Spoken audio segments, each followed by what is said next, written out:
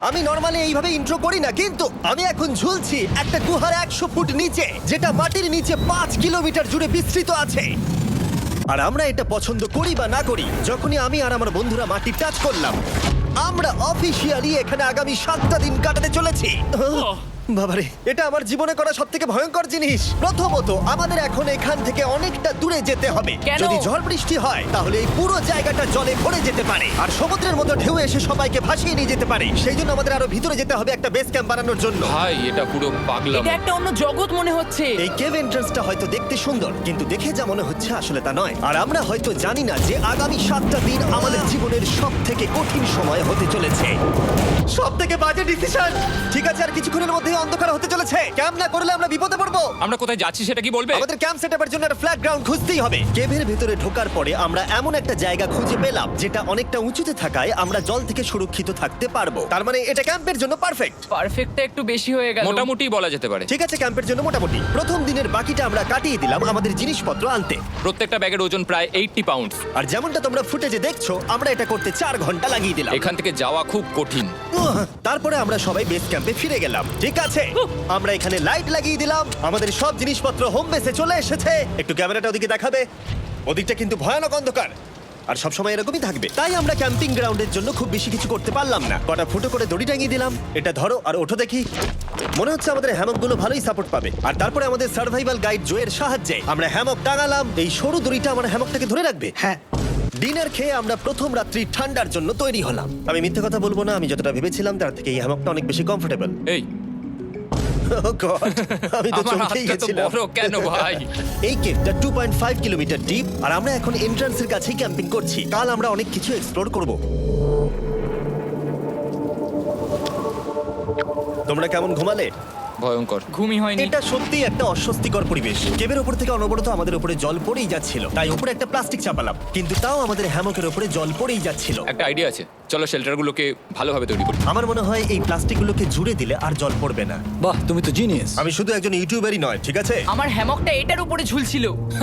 মানে দেখো, আমি আরেকটু হলে হ্যামক থেকে নেমে পড়ে যেতাম। আর আমরা সেই সময় এটা বুঝতেই পারিনি যে এই গর্তটা প্রায় 40 ফুট গভীর। তাই যখন আমি আর শন প্লাস্টিকগুলোকে জুড়ছিলাম, তখন ম্যাক আর কার্ল এই গর্তটা কতটা ভয়ঙ্কর সেটা দেখতে গেল। আমার হ্যামকটা দেখতে পাচ্ছো? ওখানে আমি ঘুমোচ্ছিলাম। এদিকটা দেখো। আর যেহেতু এই কেভে সব একই রকম দেখতে, তাই আমাদেরকে ফলো করা অনেকটাই কঠিন ছিল। এই ম্যাপে তোমরা আমাদের হোম বেস দেখতে পারবে, আর দেখতে পারবে ওরা ওখান থেকে কত দূর হ্যাঁ, যাচ্ছে। এটা তো খুবই ভয়ঙ্কর। ভাই এটা পাগলামো। আর যখন ছেলেরা র্যান্ডমলি এক্সপ্লোর করছিল, তখন আমি আর শন ক্যাম্পে কাজ করছিলাম। এই স্লিপিং ব্যাগটা এখানে কেন পড়ে? কারণ এটার থেকে পিয়ের গন্ধ বেরোচ্ছে। ইয়া, এটার থেকে শেখা উচিত স্লিপিং ব্যাগ ভাড়া নিতে নেই। আমরা স্লিপিং ব্যাগ কেন ভাড়া আমি- নিয়েছি? কেন আমি আমরা জানি না। স্লিপিং ব্যাগগুলো কিনে আনতে পারলাম না? আর তারপরে আমরা এই দুটো প্লাস্টিককে জিপ টাই দিয়ে জুড়ে দিলাম। কিছু মনে করো না, এই দড়িটার উপরে আমার জীবন বাজি আছে। আর তখন ওইদিকে ম্যাক আর কার্ল তখন ওই গর্তের মধ্যে। ও মাই গড, ম্যাক! আর শেষ পর্যন্ত ওরা একদম নিচে পৌঁছে গেল। এই! আমি তো ভাবলাম সবাই ক্যাম্প নিয়ে কাজ করবে। আমরা শুধু দেখাচ্ছিলাম জায়গাটা কতটা ভয়ঙ্কর। না পড়লেই হবে, তোমাদের স্কিল নেই। আচ্ছা ঠিক আছে। আর যদিও ওদের এবার ফিরে আসা উচিত ছিল, কিন্তু কাল আর ম্যাক এটা কতটা গভীর সেটা দেখানোর চেষ্টা করলো। ভাই এটা দেখতে দারুণ লাগছে। তুমি কি নদীটাকে পার করতে পারবে? কিন্তু ওরা এটা জানে না যে এই রিভারটা এই কেভের গোটাটাই জুড়ে আছে। তার মানে এর মধ্যেও আমাদের কিছুটা সময় কাটাতে হতেই পারে। ওই তো ওরা এসে গেছে। এসো। তোমরা রান্না করে রেখেছো তো? হ্যাঁ, রান্না করেছি। ঠিক বলেছ। একটা নতুন বাড়ি, ঠিক বলেছি তো? একদম। এখন আমাদের একটা ছাদ আছে। আর এটা তো দারুণ। জিমি রান্না বেশ ভালোই আর করেছে। আমরা আমাদের ফায়ার পিটটাকে এই সুন্দর জায়গাটাতে নিয়ে এসেছি। জায়গাটা কেমন?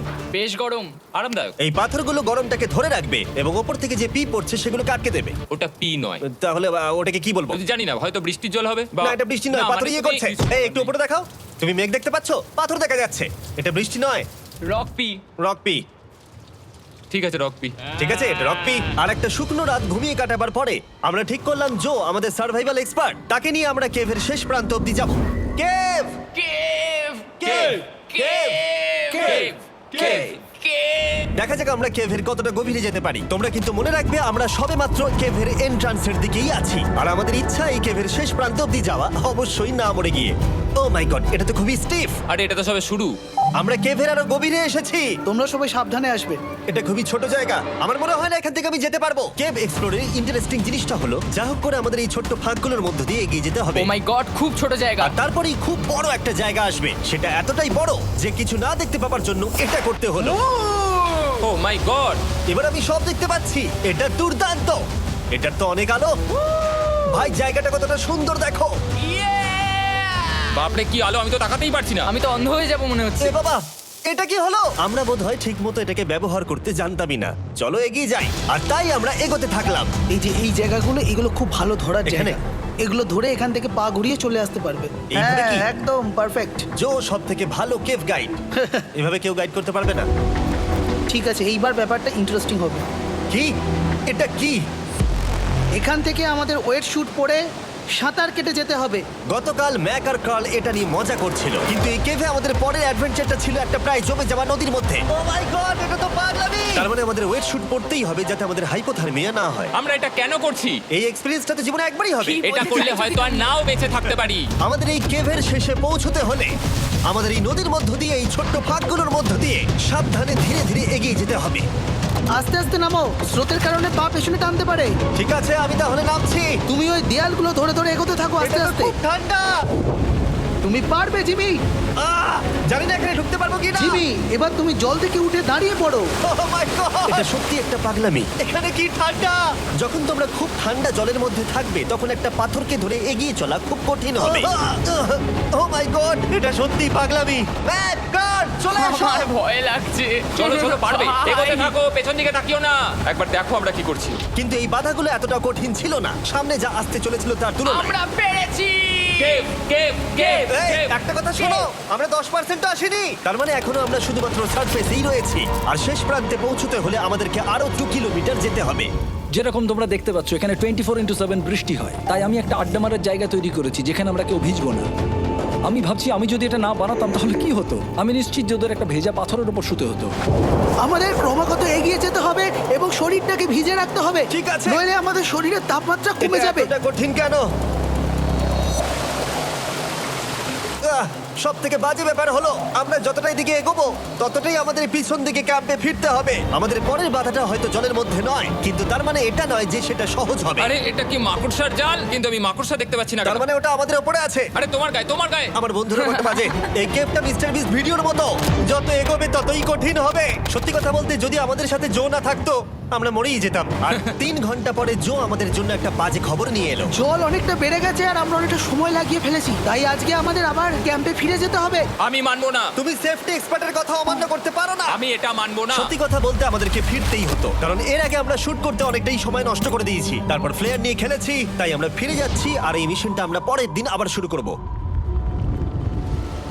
শন, আমরা এসে গেছি। আরে তুমি এখানে কি করছিলে? এখন তোমরা কেউ ভিজবে না। আমি তো জানতামই না এই লাইটগুলো আমরা এনেছি। এগুলো দারুণ লাগছে তাই না? দুঃখের বিষয় আজকে আমরা মাত্র 20% এগোতে পেরেছি, কিন্তু বিশ্বাস করো আমরা শেষ পর্যন্ত অবশ্যই যাব আগামী কয়েকদিনের মধ্যেই। আমার মনে হয় কোনোদিনই হবে না। আমি তো বললাম। আমরা ডে 4টা রেস্ট নেব আর ডে 5-এ চেষ্টা করব এই কেভের শেষ অবধি যাবার। দেখা যাক কি হয়। ডে 3-তে মজা হলো, কালকে আবার দেখা হচ্ছে। আর কেভের ভিতরে 3টে খুব বাজে রাত কাটাবার পরে পরের দিন সকালে আমাদের মাথায় শুধু একটাই কথা আসছিল। আমার একটা হট শাওয়ার চাই, তবে আমি এখন একটু শান্তি পাবো। ও, এখন শাওয়ার পেলে কিন্তু দারুণ হয়। আমি চান করিনি প্রায় 3-4 দিন হয়ে গেল। তোমরা নিশ্চয়ই জানো কেভের মধ্যে শাওয়ার করা সম্ভব নয়। আমাদের অনেকটা পথ হেঁটে সাবধানে আগের রিভার বেডের কাছে পৌঁছতে হলো। ও মাই গড! আমি আমার ব্রেনকে ফিল করতে পারছি। আমি এভাবে ব্রেনকে ফিল আমার করিনি। কপালটা জমে গেল পুরো। চলো ড্রোন দিয়ে মাথার চুলগুলো শুকিয়ে নি। এদিকে এসো ড্রোন। ও দাঁড়াও দাঁড়াও দাঁড়াও, এটা কিন্তু কাজ করছে। হ্যাঁ, দারুণ কাজ করছে। ড্রোন থাকতে হেয়ার ড্রায়ারের কি দরকার? আর চুল শুকানোর পর আমরা জোয়ের সাথে জার্নির প্ল্যান করতে বসলাম। এটা কি জো? এটাই কেভের ম্যাপ। আগেরবার আমাদের থামতে হয়েছিল কারণ জল খুব জোরে বইছিল। এখন বৃষ্টি কম হচ্ছে, তাই কালকে আমরা নিশ্চয়ই এই কেভের শেষে পৌঁছে যাব। এটা ভয়ঙ্কর হতে চলেছে। প্রথমে আমাদের কালকে যেখান দিয়ে গেলাম সেখান দিয়ে আগে যেতে হবে। জলের মধ্যে ঝাঁপ দিতে হবে এবং পাথর দেখে হাঁটতে হবে। এগুলো সবকটা আমরা যদি পার করতে পারি তাহলে আমরা গ্লো ওয়ার্ম চেম্বারে পৌঁছে যাব। কেমন দেখতে তুমি সেটা বলো না, আমি তোমাদেরকে সারপ্রাইজ দিতে চাই। তোমার মনে হয় আমরা পারবো? ওইসব বাদ দাও, আমরা ঠিক কালকে পৌঁছে যাব। কালকের প্ল্যান আমরা চক আউট করে নিয়েছি। আমরা রেস্ট করছি আর ফেস্টিভ্যাল স্মোর্টস খাচ্ছি আমাদের এনার্জি রিগেন করতে। সবাইকে চিয়ার্স। Yippee! জো এই প্রথমবার ফেস্টিভ্যাল ও, স্মোর্টস দারুণ। খাচ্ছে। জো সত্যি কথা বলবে। এটা দারুণ, তাহলে ভালো লাগলো? এটা দারুণ লেগেছে। আমরা এই চকলেটটা আগে কেন বের করে নিই? এটা এমনি চকলেটের থেকে 10 গুণ ভালো খেতে। সত্যি কথা বলতে তোমরা যদি ফেস্টিভ্যালের সাথে স্মোর্টস ট্রাই না করে থাকো তাহলে তোমরা মিস করছো। কালকে আমরা পুরো কেভটা এক্সপ্লোর করব, দেখা হচ্ছে। তাই আমরা ভালো করে ঘুমানোর চেষ্টা করলাম আর কালকের প্রিপারেশন নিলাম কেভের শেষে যাওয়ার জন্য। আমরা আমাদের জীবনের সবথেকে ডেঞ্জারাস জার্নি করতে চলেছি। ডে 3-র অভিজ্ঞতা মাথায় রেখে আমরা কম শুট করেছি যাতে আমরা সামনের দিকে তাড়াতাড়ি এগোতে পারি। জলটা খুব ঠান্ডা। হ্যাঁ, আগের দিনের মতোই। খুব ভালো, এই তো। আর যাতে আমরা সবাই বেঁচে ফিরতে পারি তাই জো ছাড়াও আরেকজন সার্ভাইভাল এক্সপার্টকে আমরা নিয়ে এসেছিলাম। এখানেই আমরা ডে 3 তে আটকে গেছিলাম। এখন আমরা কি করব? এবারে আমরা অনেক তাড়াতাড়ি এসেছি। আমাদের পিছনে ঘন অন্ধকার, কোথায় যাব? এই রাস্তাটা অনেক সরু এবং হ্যাঁ। স্রোত প্রচুর বেশি, তাই আমরা দেয়ালগুলো ধরে ধরে আস্তে আস্তে এগোবো। এই যে এইভাবে। ও হ্যাঁ, God! এই রকটায় জাম্প করো। কয়েকটা ভালো পাথর আছে যেগুলোকে তুমি ধরে এগোতে পারবে। আরে এখানটা তো অনেক অন্ধকার। আমি আর পা পাচ্ছি না, আমি এখন মাটিতে আর পাই পাচ্ছি না। যেহেতু আমরা মাটিতে পা পাচ্ছিলাম না, তার মানে যদি আমরা পাথর ছেড়ে দিই তাহলে এই জলের স্রোত আমাদেরকে ভাসিয়ে নিয়ে যেতে পারে। জো, আমরা কি করব? আমি এটা ধরে এসেছি, তুমি এটা ঠিক আছে, ধরো। আমি তো দেখতেও পাচ্ছি না কোথায় যাচ্ছি। জো, স্রোত আমাকে ভাসিয়ে নিয়ে চলে যাচ্ছে। আমি তুমি করবো কি করে? পারবে, পারবে। শুধু মুখটা এখান থেকে ঢুকিয়ে দাও, আমি হেল্প করছি। এখানে আমি ঢুকবো? হ্যাঁ, এই গর্তের মধ্যে। এই তো, খুব ভালো। এটা আমার জীবনের সবথেকে বিপজ্জনক অ্যাডভেঞ্চার। আমরা এখন কেভের অনেক গভীরে চলে এসেছি আর এবার আমাদের সামনে প্রথম বড় বাধা। এখানে জলের একটা ঘূর্ণাবর্ত আছে, যদি তুমি এর মধ্যে পড়ে যাও তাহলে তোমাকে একদম নিচে নিয়ে চলে যাবে। মানে আমরা পড়ে গেলে মরে যেতে পারি। হ্যাঁ, মানে আমরা মৃত্যুর সাথে খেলা করছি। এটা এতটা বিপজ্জনক হতে পারে আমি সত্যিই ভাবিনি। খুব ভালো। এই তো। তাহলে কি আমার পা এখানে হ্যাঁ, রাখবো? রাখো রাখো। ঠিক আছে, এই তো আমি পেরেছি। এটা আমার ভাবনার থেকেও বেশি কঠিন ছিল। এই নদীটা কতটা শক্তিশালী এই গোটা কেভটাকে তৈরি করেছে। কিন্তু মজার ব্যাপার হলো আমরা পাথরের মতো শক্তিশালী নই। আমি শুধুমাত্র মানুষের মতোই শক্তিশালী। সৌভাগ্যবশত কার্ল এই অ্যাডভেঞ্চারে লিড করেনি, তার বদলে আমরা একজন অ্যাভেঞ্জার জোকে পেয়েছি। ও কতটা এক্সপার্ট তার প্রমাণ হিসেবে বলতে পারি। সে লিটারালি কতটা ওপর থেকে আমাদেরকে নদীতে ঝাঁপ দিয়ে দেখালো। ও মাই গড, এটা পাগলামি। কে বললো এটা পাগলামি? এটা তো আমার কাছে খুবই সহজ। আমি এটা করব। তুমি কোনোভাবেই এটা করতে পারবে না। আরে কি বলছোটা কি তুমি? আমি এক্ষুনি করতে চাই। চলো যাচ্ছি Joe. God speed back. Jimmy আমার সাথে যা যা করেছে তার কাছে এটা তো কিছুই নয়। 3 2 1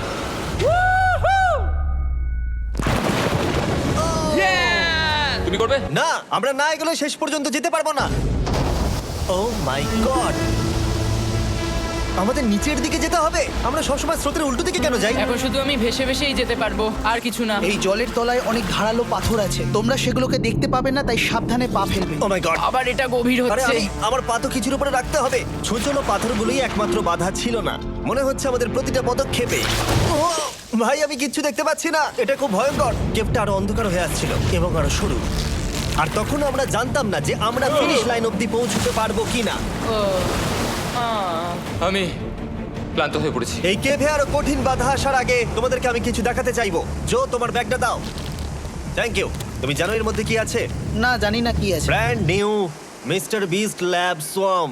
সত্যি কথা বলছি, গত 5 ঘন্টা ধরে যেহেতু আমি অনেক পরিশ্রম করেছি, তাই কোনো মতেই এখন এটা আমি বলার মতো অবস্থায় নেই। তাই এটা শুট করার 1 মাস পরে আমি পুরো কেপ সেটটা তৈরি করলাম ফিউচার জিমি নেম ট্যাগ দিয়ে। তারপরে বললাম, হেই, আমি ফিউচার জিমি, আর আমি এখন তোমাদেরকে বলবো brand new toy line of mister beast lab swamp সম্পর্কে। এটা একটা কালেক্টিবল টয় লাইন, আর এখানে 119টা ইউনিক ডিজাইন ক্যারেক্টারও আছে যা তোমরা কালেক্ট করতে পারো। আর সবথেকে দারুণ ব্যাপারটা হলো, কোন ক্যারেক্টারটা তুমি পেয়েছো সেটা জানতে হলে এই টিউবে ওয়াটার দিয়ে নাড়াতে হবে, আর তোমার সোয়ামস তোমার সামনে চলে আসবে। আর আমি এটা ডেমনস্ট্রেট করতে এই বিশাল বড় টিউবটাকে বানিয়েছি। এই টিউবটাকে জল দিয়ে ভরে দাও। তোমাদের এত জলের দরকার নেই, এটা অনেক বড় বলে এত লাগছে। ঠিক আছে, এটা এখন জলে ভর্তি হয়ে গেছে। এবার এটাকে একটু নাড়াতে হবে। এটা কি আর নাড়াতে হ্যাঁ হবে? হ্যাঁ, অনেক নাড়ানো হয়ে গেছে। এবার জল ঢালো এখানে। জো ঢালছে। আর জল ঢালার পরে তোমরা দেখতে পাবে তোমরা কোন সোয়ামটা পেয়েছো। এটা সব থেকে রেয়ার হাইপোক্রোম, যেটা মাত্র 1000টা বানানো হয়েছে। জো, এটা তোমার। থ্যাংক ইউ সো এটা মাচ। চাই। আর এটা তোমার। কাল কি নেবে? আমার কাছে দুটোই ছিল। আর আমরা শুধু সোয়ামেই থেমে নেই, আমরা এই অ্যাকশন ফিগার প্যান্থারগুলো বানিয়েছি যেগুলো এই ব্রিফকেসে আছে। আর এই সোয়ার্মের মতো এই মিউটেটর যখন তোমরা কিনবে দেখতে পাবে এর ভেতরে কি আছে। কোথায় কিনবো? ভালো হয়েছে জিজ্ঞাসা করলে। মিস্টার বিস্ট ল্যাব টয়েস এখন তোমরা পৃথিবীর সব জায়গায় পেয়ে যাবে। এগুলো সব বেরিয়ে গেছে, তোমরা গিয়ে কিনে নাও। আর কেবের মধ্যে অনেক সমস্যা পেরোনোর পরে আমরা ফাইনালি পৌঁছে গেলাম গ্লো ওয়ার্ম চেম্বারে। ভাই, এবার খুব ভালো লাগছে। ঠিক আছে টিম, তোমাদের গ্লো ওয়ার্ম চেম্বারে স্বাগত। এ তো দারুণ। এটা দারুণ লাগছে। ভাই, এটা পৃথিবী মনে হচ্ছে না এখানে একদমই। যে আলো তোমরা দেখতে পাচ্ছ সেগুলো আসলে ছোট্ট ছোট্ট বায়োলুমিনেসেন্ট গ্লো ওয়ার্ম তৈরি করেছে। এটা দেখতে অনেকটা মিল্কি ওয়ে গ্যালাক্সির মতো লাগছে। ওয়াও! আর এই মুহূর্তটা, এই ভিউ, সত্যি বলতে এই ট্রেকের সমস্ত ক্লান্তি যেন দূর করে দিল। এখান অবধি পৌঁছানো যেন সত্যি একটা অ্যাচিভমেন্ট ছিল। কিন্তু এখন আমাদের যাত্রা শেষ হয়নি, কারণ আমাদের এখান থেকে এখন বেস ক্যাম্পে ফিরতে হবে। আজকে ডে 6 হতে চলেছে, এখনো ওরা আসেনি আর আমি খুব ক্লান্ত। আমার মনে হয় না আমি ভালো করে ঘুমোতে পারবো। ওদের জন্য খুব চিন্তা হচ্ছে। এই ট্রিপটা অনেকটাই সহজ ছিল কারণ আমরা স্রোতের সাথে ভেসে ভেসে যাচ্ছিলাম। আর যেহেতু তোমরা এই ট্রিপটা দেখেছো তাই আমরা এটাকে স্কিপ করলাম। কিন্তু সত্যি বলতে এই জার্নিটাও অনেকটা বেশি সময় নিল কারণ আমরা ক্যাম্পে পৌঁছানোর আগেই 6 নম্বর দিন চলে এলো। শন, সবাই ঠিক আছে তো? আমার খুব চিন্তা হচ্ছিল। Happy day 6। ডে 6 খুব ভালো। এনার্জি বাড়াতে আমরা আগুনের উত্তাপ নিলাম এবং ফাইনালি আমরা কিছু খেতে পেলাম। এটা খুবই অ্যাডভেঞ্চারাস ডে ছিল। কালকে দেখা হচ্ছে, মানে আজকেই হয়তো। এটা হয় ডে কোনোদিন 6 হবে না। নাকি আজকে, না আমি জানি না। এত বড় ট্রেক সম্পূর্ণ করার পরে শারীরিকভাবে চূড়ান্ত ক্লান্ত হওয়া সত্ত্বেও জানি না কেন কিন্তু আমি একদমই ঘুমাতে পারছিলাম না।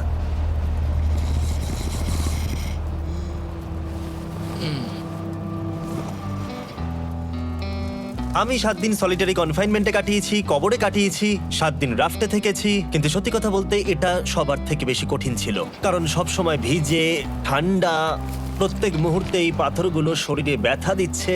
বেশিরভাগ সময়টাই এই কেভটা দুঃস্বপ্নের মতো ছিল। কিন্তু তোমার আর আমার মধ্যে জিমি!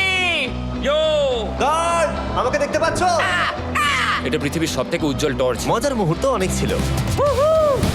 মাটির নিচে 300 ফুট গভীরে অভিযান চালানো থেকে আমাদের সবাই মিলে হ্যামক নিয়ে হাসাহাসি করা সবকিছুই এই অভিযানের অংশ ছিল। যেহেতু আমাদের সঙ্গ দারুণ, চলো তিমির মতো আওয়াজ করো। তাই এই ভিজে ঠান্ডা পাথুরে অদ্ভুত কেভের ট্রিপটা বদলে গেল আমাদের জীবনের সব থেকে সুন্দর মুহূর্তে।